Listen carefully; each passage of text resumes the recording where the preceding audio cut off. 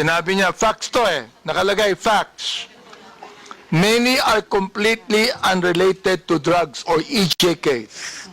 Some of them are still very much alive. You said you do not have any documents on that. Now look, Miss MJ na lang po. Para hindi po Miss MJ, po. you are accountable to the victims and you are accountable to us in the Quadcom. Pinasinungalingan mo kami. Pinasinungalingan mo ang mga victims. Now look, if you do not apologize right now, you listen. Yes, Your Honor. If you do not apologize, I am going to make a motion to hold you in contempt. I apologize, sir. And tulad nga po ng sabi ko kanita, sa susunod po ay maghahanap na lang po muna tayo ng mga under Yun. oath. At Okay hindi to, po ha? tayo magre-rely sa mga balita ng news. Salamat na lang. po. Okay po. Kaya Maliwanag fake news. Yun ang ibig sabihin, non-fake news. Ito, tutuloy ko Salamat din po, Your Honor. Ito sinabi nyo, ikaw, ito, binanggit mo na ito and this is something that you should apologize also. Anong sabi mo?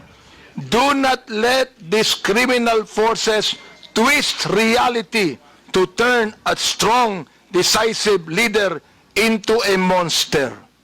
Now let me ask you, who are these criminal forces?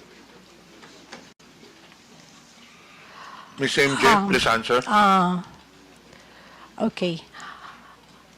I have this, kasi tulad ng sabi ko, ito po ay mga reaction at opinion ko lamang. Well, therefore you apologize because this is okay not po, true. Sir.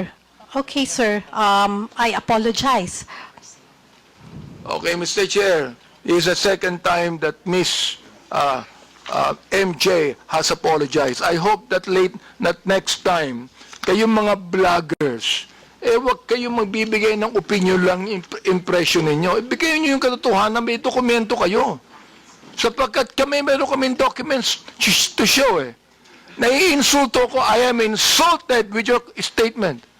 Being the chairman of the Committee on Human Rights and one that's investigating, I am actually insulted with your statement. Again, my apologies, sir, and noted po sa mga suggestions po ninyo.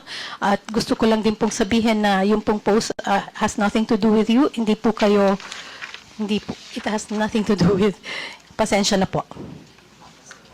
Well, Mr. Chair,